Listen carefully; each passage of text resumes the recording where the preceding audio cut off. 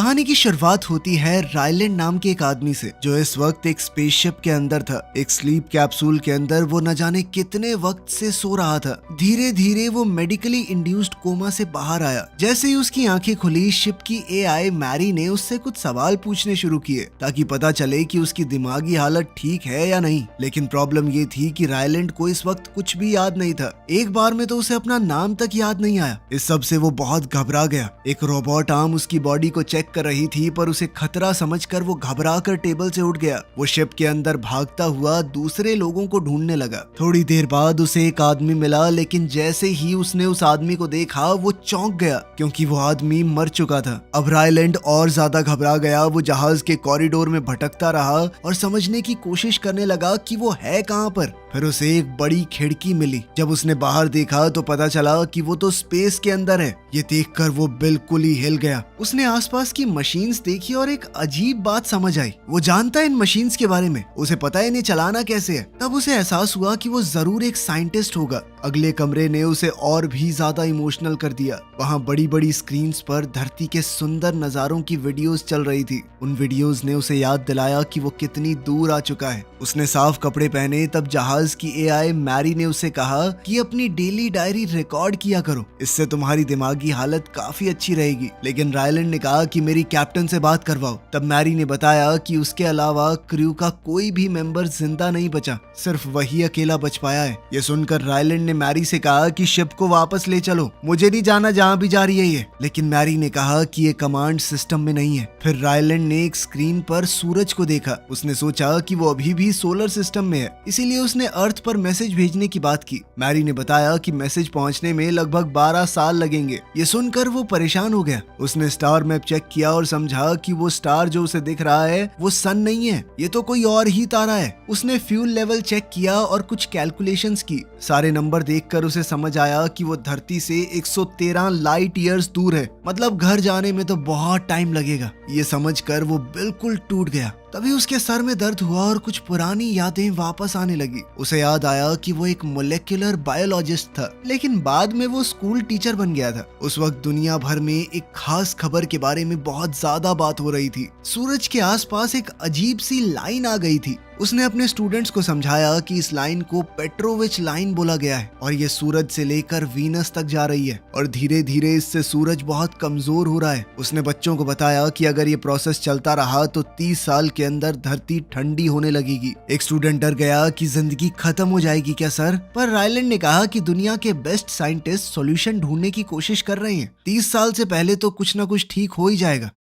वापस से शिप के अंदर रायलैंड ने अपनी दाढ़ी काटी। जब उसने सप्लाईज चेक की तो उसे वोडका मिली। वो अकेला था तो उसने थोड़ी बहुत पी ली और कुछ खाना भी खाया। फिर उसने क्रू का बचा हुआ सामान देखा और उसकी और यादें वापस आई। अकेलापन कम करने के लिए उसने कपड़ों से एक डॉल बनाई और उसके साथ डांस किया। उसने एक बोर्ड पर नोट्स लिखने शुरू किए ताकि वो समझ सके कि वो कौन है। तभी उसे एक और मेमोरी याद आई। एक दिन स्कूल के बाद एक साइंटिस्ट ईवा उससे मिली थी। उसने रायलैंड का रिसर्च पेपर पढ़ा था जिसमें उसने लिखा था कि जिंदगी के लिए पानी जरूरी नहीं होता। रायलैंड ने कहा कि मेरे पास क्यों आई हो तुम? मुझे नौकरी से निकाल दिया गया था, अब मैं एक स्कूल टीचर हूँ। इस पर ईवा ने उसे याद दिलाया कि तुमने अपने सीनियर को गधे का बच्चा कहा था, इसीलिए निकाला था तुम्हें। अब ईवा ने उसे बताया कि हमारे पास उस पेट्रोविच लाइन के कुछ सैंपल्स हैं और उन्हें देखकर लगता है कि रायलैंड की थ्योरी जिसे हमेशा नकारा गया था वो सही हो सकती है। ये सुनकर रायलैंड उसके साथ काम करने के लिए तैयार हो गया। लैब में उसने सैंपल्स को टेस्ट किया। वो सैंपल हिल रहे थे, लेकिन उनके अंदर देख पाना कि वो किस चीज से बने हैं बहुत मुश्किल था। काफी एक्सपेरिमेंट्स के बाद पता चला कि ये जो भी है ये चीज जिंदा है, लेकिन टेस्ट करते वक्त एक सेल बर्बाद हो गया। फिर जब उसके स्ट्रक्चर को स्टडी किया गया तो पता चला कि वो पानी से ही बने थे। ये देखकर वो बहुत चिढ़ गया क्योंकि उसकी थ्योरी गलत साबित हुई। फिर उसने ध्यान दिया कि ये जो सेल हैं ये लाइट को एब्जॉर्ब करते हैं और फिर अपनी जगह से हिलने के लिए इसी ताकत का इस्तेमाल करते हैं। ईवा ने कहा कि तुम्हारी थ्योरी गलत है, तुम घर जा सकते हो। लेकिन अब तो रायलैंड की दिलचस्पी जाग गई थी। उसने रिक्वेस्ट किया कि मुझे बस ये 3 सेल दे दो टेस्टिंग के लिए। उसे थोड़ा परेशान करने के बाद ईवा आखिरकार मान गई। अब रायलैंड ये पता लगाना चाहता था कि ये सेल वीनस की तरफ क्यों जा रहे हैं। सूरज के सबसे पास वाला प्लैनेट तो मर्क्यूरी है, उसे क्यों इग्नोर किया? इसके लिए उसने एक एक्सपेरिमेंट प्लान बनाया। उसने एक डब्बे के अंदर बिल्कुल वैसा ही इन्वायरमेंट बनाया जैसा वीनस प्लैनेट पर है। एक्सपेरिमेंट शुरू होते ही ये सेल तुरंत ही डब्बे के अंदर चले गए। ऐसा होते ही रायलैंड रायलैंड डर गया। अगर ये डब्बा खुला तो ये सेल धरती पर खुले छूट जाएंगे। इसलिए रायलैंड ने गार्ड की मदद से लैब को सील कर दिया और सारी लाइट्स बंद कर दी, क्योंकि ये सेल लाइट की तरफ खींचे चले जाते हैं। अब जब बिना लाइट के उसने डब्बे को खोला तो उसे 3 चमकते हुए सेल दिखे, मतलब कि ये सेल बढ़ रहे हैं। ये प्रूफ था कि उन्हें सूरज की रोशनी और कार्बन डाइऑक्साइड गैस दोनों चाहिए रिप्रोड्यूस करने के लिए। उसने तुरंत ईवा को फोन किया और कहा कि मैंने बच्चा बनाया है मैंने। बाद में मिलिट्री उसे जेट से एक एयरक्राफ्ट कैरियर में ले गई। इतनी तेज उड़ने की हमारे भैया को आदत नहीं थी, तो वो नींद की दवाई लेकर सो गया और कैरियर पर पहुंचते ही उसने कई बार उल्टियां मारी। इसके बाद ईवा ने उसे दुनिया के सबसे बड़े साइंटिस्टों से मिलवाया। बाकी सबने भी उसके किए हुए एक्सपेरिमेंट को दोहराया और बिल्कुल सेम रिजल्ट मिला। उन सेल्स का नाम अब रखा गया एस्ट्रोफेज। लेकिन अभी भी सूरज के कमजोर होने का खतरा मंडरा रहा था। साइंटिस्टों ने फैसला किया कि उन्हें 2 मिलियन किलो एस्ट्रोफेज बनाना पड़ेगा। रायलैंड ने कंफ्यूज होकर कहा कि हम क्यों इनकी तादाद बढ़ा रहे हैं। तब ईवा ने उसे प्रोजेक्ट हेल मैरी का सीक्रेट बताया। दरअसल सिर्फ हमारा सूरज नहीं, बल्कि दुनिया के बहुत सारे तारे डिम हो रहे हैं। सिर्फ एक तारा सेफ है, जिसका नाम है टाउ सेटी, जो धरती से 11.9 लाइट ईयर्स दूर है। प्लान ये था कि एक स्पेस क्राफ्ट टाउ सेटी भेजा जाएगा, ताकि पता तो चले कि उस तारे को कुछ क्यों नहीं हो रहा। इंसानों की बनाई हुई कोई भी स्पेसशिप कभी इतनी दूर नहीं गई। लेकिन ऐसा नहीं है कि हम ऐसा स्पेसक्राफ्ट बना नहीं सकते, बात यह है कि उसे चलाएंगे कैसे। अब तक ऐसा फ्यूल ही नहीं था हमारे पास। लेकिन अब जो ये एस्ट्रोफेज नाम के सेल्स उन्हें मिले हैं, ये बड़ी आसानी से वो फ्यूल बन सकते हैं जो उन्हें वहां तक ले जाएंगे। लेकिन रायलैंड ने बताया कि हमें बहुत ध्यान से इस्तेमाल करना पड़ेगा इसका। ये इतने ज्यादा ताकतवर हैं कि इसके 1 किलो का इस्तेमाल करने से बड़ा शहर उड़ जाएगा। ईवा ने उसे समझाया, इसीलिए हम उसे समुद्र के बीच में इस जहाज पर बना रहे हैं। सबसे बड़ी और खतरनाक बात ये थी कि स्पेसक्राफ्ट का फ्यूल सिर्फ एक तरफा ट्रिप के लिए ही काफी होगा। मतलब एस्ट्रोनॉट्स कभी वापस नहीं आएंगे। सिर्फ कुछ छोटे प्रोब्स की मदद से वो डेटा वापस भेजेंगे पृथ्वी की तरफ। और अब इसी मिशन का हिस्सा बन गया था रायलैंड। उसे याद आ गया था कि इस मिशन से वापस जाना तो मुमकिन ही नहीं है। ये मिशन इतना खतरनाक इसीलिए था क्योंकि आज तक कभी किसी ने ऐसा कुछ किया ही नहीं। सिर्फ 3 लोग ही इस मिशन पर आने वाले थे, एक पायलट, एक इंजीनियर और एक साइंटिस्ट। इस मिशन के सक्सेसफुल होने की परसेंटेज बहुत कम थी। इसी वजह से मिशन का नाम हेल मैरी रखा गया, मतलब एक आखिरी हिम्मत भरी कोशिश।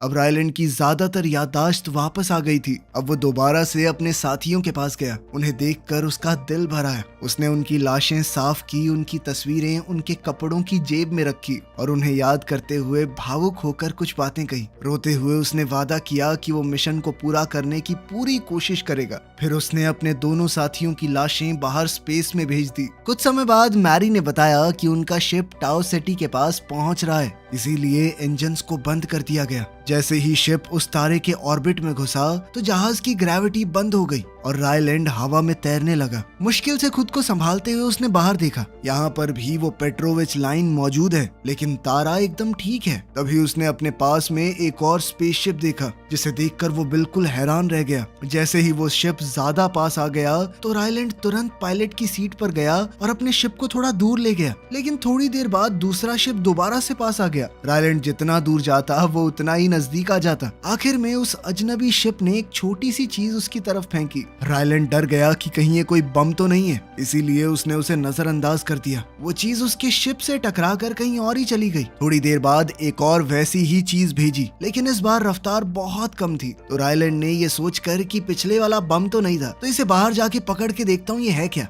उसने अपना सेफ्टी सूट पहना और जल्दी से इंस्ट्रक्शंस पढ़कर बाहर निकला। वो आज तक स्पेस में बाहर नहीं गया था। बड़ी मुश्किल से उसने ठीक समय पर जंप लगाकर उस चीज को पकड़ लिया। वापस अंदर आकर उसने उसे खोलने की कोशिश की, पर वो खुली नहीं। थोड़ी जांच करने के बाद पता चला कि वो जीनॉन नाम की एक गैस से बनी है, जो कि उसकी समझ से बाहर थी, क्योंकि हमारे प्लेनेट पर जीनॉन सिर्फ एक गैस है। इन एलियंस के पास ये सॉलिड स्टेट में कैसे है। खैर, तब उसे याद आया कि शिप के अंदर ग्रेविटी बनाने वाला सिस्टम भी तो है। उसने आर्टिफिशियल ग्रेविटी को चालू किया और शिप घूमने लगी। कुछ ही पलों में ग्रेविटी वापस आ गई। फिर उसने उस चीज को दोबारा से जांचा। स्कैन करके दोबारा से जीनॉन ही आ रहा था। इस बार उसने ढक्कन को घुमाया और वो खुल गई। तब मैरी ने चेतावनी दी कि कमरे में कोई फॉरेन बॉडी मौजूद है। रायलैंड ने तुरंत उस चीज को एकदम सुरक्षित एक बॉक्स के अंदर रखा। अंदर एक अजीब सी गोल चीज है जिसमें लाइंस बनी हुई थी। उसने दोबारा ढक्कन खोला तो एक और छोटी गोल चीज मिली जिसमें रॉड्स लगी हुई थी। अचानक वो उसके हाथ से छूटकर सीधा खड़ी हो गई। रायलैंड ने उसे तारों के मैप से मिलाया और समझ गया कि ये अजनबी जीव बता रहा है कि वो कहाँ से आया है। ये लोग तो धरती से भी ज्यादा दूर से यहाँ पर आए हैं। रायलैंड ने रॉड्स को अरेंज करके धरती की लोकेशन दिखाई और इस चीज को वापस उस अजनबी शिप की तरफ भेज दिया। कुछ देर बाद वहां से एक सुरंग जैसी चीज बनने लगी। रायलैंड समझ गया कि ये दोनों शिप्स को जोड़ने की कोशिश हो रही है। उस सुरंग ने दोनों शिप्स को जोड़ दिया। रायलैंड सूट पहनकर ध्यान से सुरंग पार करके दूसरी शिप की खिड़की तक पहुंचा। अचानक उसकी खिड़की के पीछे कुछ हिलता हुआ दिखा। वो इतना घबरा गया कि सुरंग में पीछे गिर गया। बड़ी मुश्किल से दीवार पकड़कर उसने खुद को संभाला। फिर दोबारा खिड़की के पास गया। इस बार उसने एक अजनबी का हाथ हिलता हुआ देखा। उस प्राणी ने कुछ छोटे खिलौने दिखाए, एक छोटा रायलैंड और एक छोटा शिप का मॉडल। उन खिलौनों को हिलाकर उसने इशारा किया कि तुम वापस अपने जहाज में चले जाओ। जैसे ही रायलैंड वापस गया, अजनबी ने सुरंग हटा दी और अपने जहाज को भी रायलैंड की शिप की तरफ घुमाया ताकि वहां भी ग्रेविटी आ सके। फिर सुरंग दोबारा से जुड़ गई। इस बार जब रायलैंड अंदर गया तो सुरंग में भी ग्रेविटी थी। उसने नूडल्स से बना हुआ अपनी शिप का मॉडल दिखाया। अब वो अजनबी जीव पास आया। रायलैंड ने देखा कि वो चलते फिरते पत्थर जैसा लग रहा था। जब रायलैंड ने हेलो बोला तो उस प्राणी ने एक डरावनी सी आवाज निकाली। रायलैंड डर गया और उसने अपने हाथ में रेंच उठा लिया। इससे वो दूसरा जीव भी डर गया, जिसके लिए रायलैंड ने तुरंत उससे माफी मांगी। जैसे जैसे रायलैंड हाथ हिला रहा था, वो जीव भी उसी तरह हिल रहा था। दोनों ऐसे ही कुछ देर तक अजीबोगरीब पोज करते रहे। धीरे धीरे उनके बीच भरोसा बढ़ने लगा। फिर उस प्राणी ने खिड़की पर थपथपाया और पीछे देखने का इशारा किया। वहाँ पर एक और मैसेज है। रायलैंड ने जब वो मैसेज खोला तो एक अजीब सा कॉलर मिला। वो जीव इशारे में बोल रहा था कि हेलमेट को उतारो, लेकिन रायलैंड ने मना कर दिया। तब उसने कॉलर को ध्यान से देखा तो रायलैंड समझ गया कि ये बोलना चाहता है ऑक्सीजन बनाई है मैंने, यहाँ पे सांस ले सकता है तू। थोड़ी देर सोचने के बाद उसने हिम्मत करके हेलमेट उतार दिया और वो खुश हो गया क्योंकि वो आराम से सांस ले पा रहा था।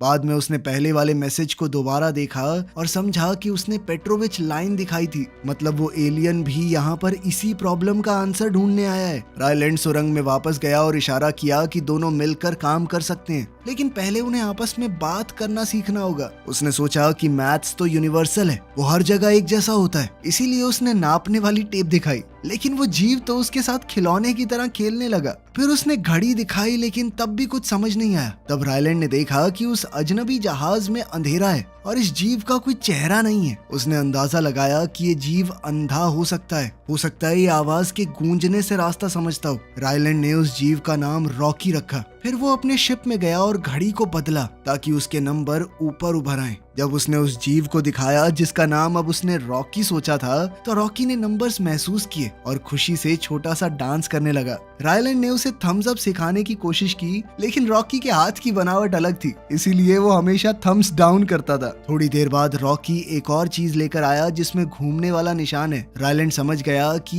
ये उनकी घड़ी है। फिर रायलैंड अपना लैपटॉप और माइक लेकर सुरंग में आया। उसने हर नंबर की तरफ इशारा किया और रॉकी की आवाज रिकॉर्ड की। धीरे धीरे उसने रॉकी की भाषा समझने के लिए एआई का इस्तेमाल करके एक ट्रांसलेटर बनाना शुरू किया। इस तरह दोनों एक दूसरे की बात को समझने लगे थे और उनकी दोस्ती और मिशन दोनों एक साथ आगे बढ़ने लगे। रायलैंड ने अपने सारे टेस्टिंग के रिकॉर्ड बनाने शुरू किए ताकि जो कुछ भी वो सीख रहा है उसे बाद में अर्थ तक भेज सके। एलियन अपनी सारी चीजें एक अजीब से मटेरियल से बना रहा था। उस मटेरियल का कोई नाम नहीं था, इसलिए रायलैंड ने उसका नाम ज़ीनोनाइट रख दिया। एक दिन रायलैंड ने रॉकी को एस्ट्रोफेज दिखाया। रॉकी ने तुरंत उसे पहचान लिया और कहा कि ये बहुत खतरनाक चीज है। इससे ये कंफर्म हो गया कि रॉकी भी उसी प्रॉब्लम की वजह से यहाँ पर आया था। रॉकी ने खुशी से कहा कि अब उसे अकेला महसूस नहीं हो रहा। वैसे तो वो भी कई सारे लोगों के साथ आया था, लेकिन सब लोग मर गए, बिल्कुल वैसे ही जैसा रायलैंड के क्रू के साथ हुआ था। दोनों ने फैसला किया कि वो मिलकर स्टार्स को बचाएंगे। अब मॉडल्स और ट्रांसलेटर की मदद से रायलैंड ने अपनी अब तक की सारी रिसर्च रॉकी को समझाई। जब रायलैंड सोने के लिए टनल से बाहर जाने लगा तो रॉकी बेचारा घबरा गया कि वो कहीं मर ना जाए। तब रायलैंड ने उसे सोने का मतलब समझाया। रॉकी ने बताया कि उसकी दुनिया में सब लोग साथ में सोते हैं ताकि सेफ रहें। रॉकी ने कहा कि मैं भी तुम्हारे साथ सोना चाहता हूँ, लेकिन रायलैंड ने कहा, ओए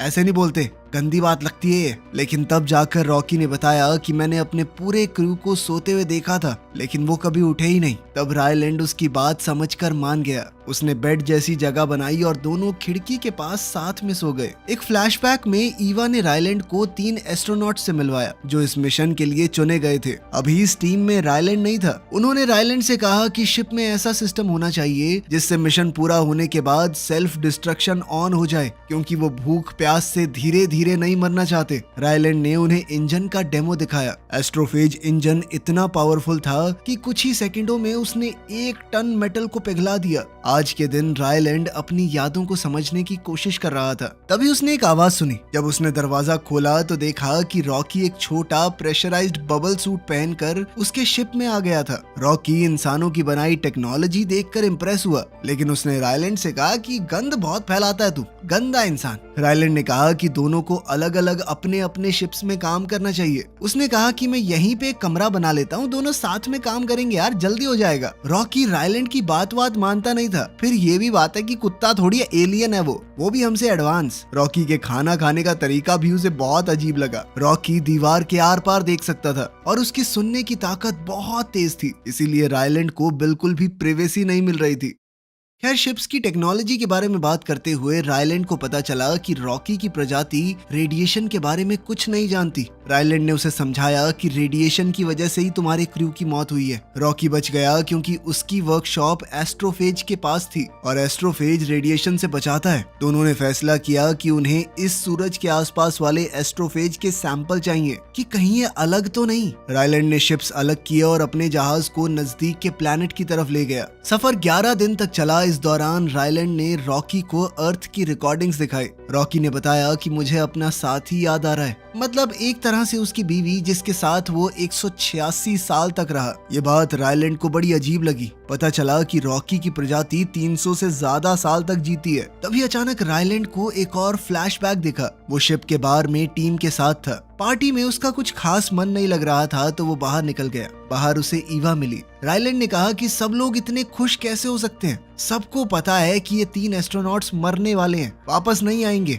ईवा ने समझाया कि इसे ही भाईचारा कहते हैं, ये उनकी मुश्किल काम करने में मदद करती है। फिर दोनों वापस बार में गए और ईवा ने गाना गाना शुरू कर दिया। अब वर्तमान समय में शिप प्लैनेट तक पहुंच गई थी। प्लैनेट के रंग देखकर रायलैंड हैरान रह गया। उसने स्पेस वॉक किया और एक मशीन से लाइट एक्टिवेट की। उस लाइट की तरफ हजारों एस्ट्रोफेज आ गए और एक खूबसूरत चमक बन गई। दोनों ने मिलकर उस प्लैनेट का नाम एड्रियन रखा। सैंपल्स लेकर टेस्ट किए गए तो उन्हें पता चला कि जितने एस्ट्रोफेज प्लैनेट पर आ रहे हैं उतने वापस नहीं जा रहे। ये बड़ी अजीब बात थी क्योंकि वो तो वहाँ पर रिप्रोड्यूस करने आते थे। एक और टेस्ट से पता चला कि एस्ट्रोफेज के साथ साथ एक खास तरह का बैक्टीरिया भी मौजूद है वहाँ पे। इसका मतलब है कि एड्रियन प्लैनेट पर जिंदगी है। ये सुनते ही रॉकी ने कहा कि जरूर इस प्लैनेट पर कोई ऐसा जीव है जो एस्ट्रोफेज को मार रहा है, बिल्कुल किसी शिकारी की तरह। इसी वजह से एस्ट्रोफेज कंट्रोल में है और इतना ताकतवर नहीं बन पा रहा कि सूरज को कोई डैमेज कर पाए। अगर एस्ट्रोफेज खाने वाले इस बैक्टीरिया को हम अपने प्लैनेट पर ले जाएं तो हम अपने सूरजों को भी बचा सकते हैं। अब दोनों ने सोचा कि ये बैक्टीरिया जरूर बादलों में होंगे जहाँ पर एस्ट्रोफेज रिप्रोड्यूस करता है, लेकिन उनका ये जहाज एटमॉस्फेयर के अंदर जाने के लिए डिजाइन नहीं था। रॉकी ने कहा कि हम एक लंबी चेन बना देते हैं जिसे लटकाकर हम सैंपल कलेक्ट कर लेंगे,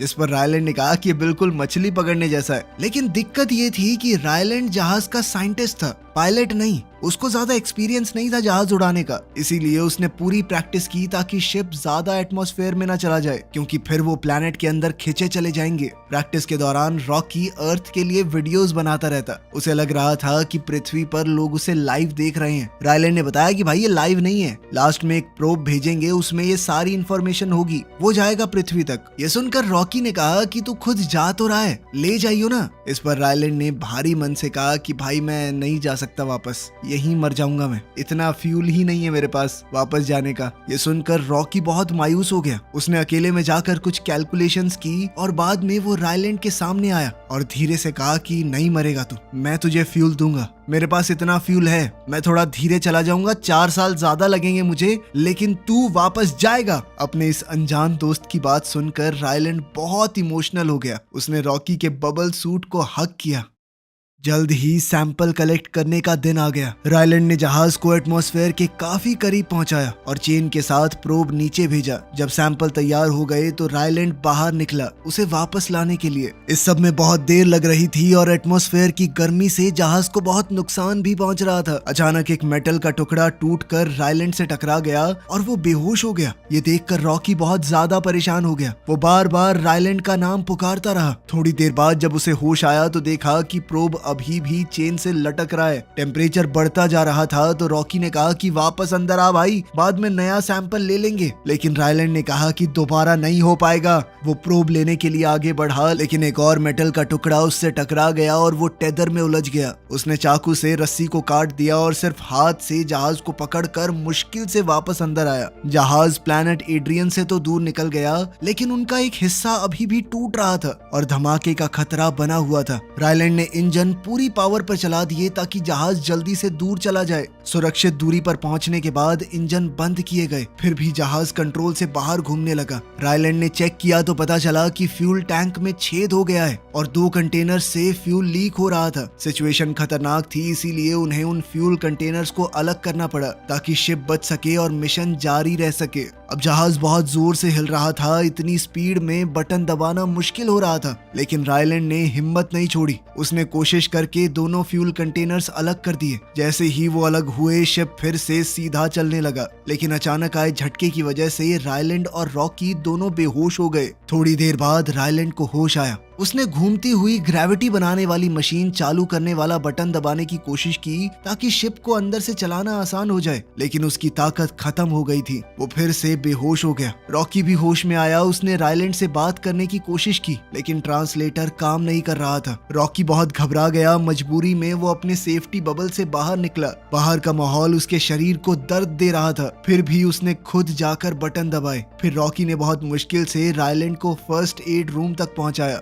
जहां मौजूद मशीनी रोबोट रायलैंड का इलाज करने लगे। इतना सब करने के बाद रॉकी बेचारा खुद बेहोश हो गया। काफी समय बाद रायलैंड को होश आया। उसने फ्लोर पर कुछ निशान देखे जो रॉकी के खून जैसे लग रहे थे। उन निशानों को फॉलो करते हुए वो आगे बढ़ा। थोड़ी देर बाद उसे सुकून मिला क्योंकि रॉकी अपने सेफ्टी बबल में वापस आ गया और आराम कर रहा था। लेकिन ये जानने का कोई तरीका नहीं है कि वो सच में आराम कर रहा है या मर चुका है। अब रायलैंड पहले की तरह उसके पास जाकर सो गया। बाद में रायलैंड ने जब कंप्यूटर चलाया तो रॉकी का एक मैसेज मिला। उसने लिखा था कि उन्हें अपने अपने घरों को बचाना है, इसीलिए रायलैंड तुरंत काम पर लग गया। उसने टेस्ट किए और पक्का कर लिया कि उसे वो बैक्टीरिया मिल गया है जो एस्ट्रोफेज को खाता है। उसने इस बैक्टीरिया का नाम टाओमीबा रखा। फिर उसने उसे जीनोनाइट के डब्बों में बड़ा किया और कुछ बदलाव किए ताकि वो वीनस के एटमॉस्फेयर में भी जी सके। दिन बीतने लगे, लेकिन रॉकी अभी तक नहीं जागा। उसने रॉकी का हौसला बढ़ाते हुए उसके बबल पर छोटी छोटी ड्राइंग्स भी चिपका दी।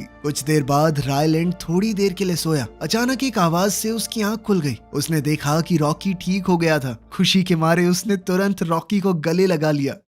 अब दोनों ने मिलकर चेक किया कि वो बैक्टीरिया कितना हो गया है। अब वो बैक्टीरिया काफी मात्रा में तैयार हो चुका था। इसका मतलब है कि वो घर वापस जा सकते हैं। दोनों ने खुशी मनाई और आसमान में रंग बिरंगे पटाखे फूटते हुए देखे। रॉकी ने अपने हाथों और पैरों पर जीनोनाइट लगाकर एक खास तरह के कपड़े पहने और बताया कि खास मौकों पर हम यही पहनते हैं। रायलैंड ने कागज की टोपियां बनाई। साथ ही उसने रॉकी को इंसानों के ज्ञान से भरा हुआ एक लैपटॉप दिया और साथ में यादगार के तौर पर एक स्पॉन्जी बॉल भी। रॉकी को बुरा लगा कि उसके पास देने के लिए कुछ नहीं है। तब रायलैंड ने कहा कि गिफ्ट के तौर पर तुम मुझे अपनी शिप दिखा सकते हो। जब दोनों शिप दोबारा जुड़ गए तो रायलैंड ने जीनोनाइट से बना हुआ सूट पहना। रॉकी ने उसे अपने शिप का टूर करवाया। उनका जबरदस्त टेक देखकर रायलैंड हैरान हो गया। इस दौरान उसकी पुरानी याद फिर से वापस आई। उनका मिशन लॉन्च होने से बस 3 दिन पहले रायलैंड और एवा बात कर रहे थे। तभी अचानक से लैब में धमाका हो गया और बिल्डिंग में आग लग गई। पता चला कि लैब में वो धमाका एस्ट्रोफेज को संभालते वक्त हुई गलती की वजह से हुआ था। इस हादसे में वो साइंटिस्ट एस्ट्रोनॉट मारा गया जो इस मिशन पर जाने वाला था। नया साइंटिस्ट तैयार करने का समय नहीं था, इसीलिए ईवा ने रायलैंड से मिशन पर जाने को कहा, लेकिन रायलैंड ने मना कर दिया। दोनों के बीच में बहस हुई। ईवा ने याद दिलाया कि तुम्हारे पास खोने को कुछ नहीं है,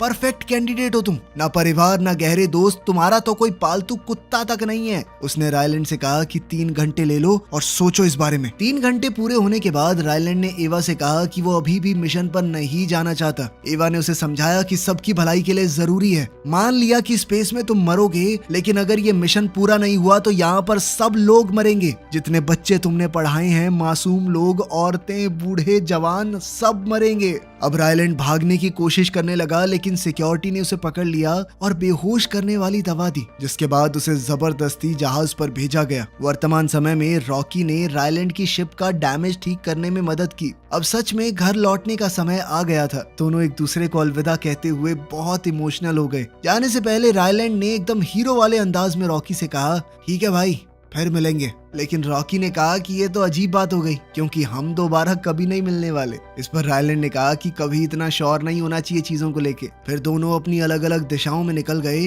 और रायलैंड को दोबारा अकेले रहना सीखना पड़ा। थोड़ी देर बाद शिप के एआई सिस्टम मैरी ने बताया कि जहाज के अंदर कंटेमिनेशन हुआ है, कोई दूसरी दुनिया का जीव घुसा है यहाँ पे। रायलैंड ने इंजन बंद कर दिए और जाके चेक किया। उसने देखा कि उस बैक्टीरिया टाओमीबा ने जीनोनाइट का डब्बा तोड़ दिया था। उसने तुरंत पूरे बैक्टीरिया को एक बंद डब्बे में डाल दिया, पर तभी उसे याद आया कि रॉकी का क्या हाल होगा। उसका तो पूरा जहाज ही जीनोनाइट से बना हुआ है। अगर टाओमीबा वहां पहुंच गया तो वो फ्यूल खा जाएगा, रॉकी स्पेस में ही फंसा रह जाएगा। अब रायलैंड ने जल्दी से हिसाब लगाया, वो रॉकी को बचाकर पृथ्वी पर तो नहीं पहुंच सकता। इन दोनों कामों को करने का उसके पास फ्यूल नहीं है, लेकिन अपने सबसे अच्छे दोस्त को मरने देना उसे मंजूर नहीं था। इसीलिए उसने अपनी सारी रिसर्च और टाओमीबा का बहुत सारा स्पेसिमेन एक प्रोब में डालकर पृथ्वी की तरफ भेज दिया, बिल्कुल पहले के प्लान की तरह। इसके बाद उसने शिप का रास्ता बदल दिया और हिसाब लगाया कि रॉकी कहां पर होगा। कुछ दिन बाद उसे रॉकी की शिप मिल ही गई। रायलैंड बाहर निकला और स्पेस वॉक करके उसके पास गया।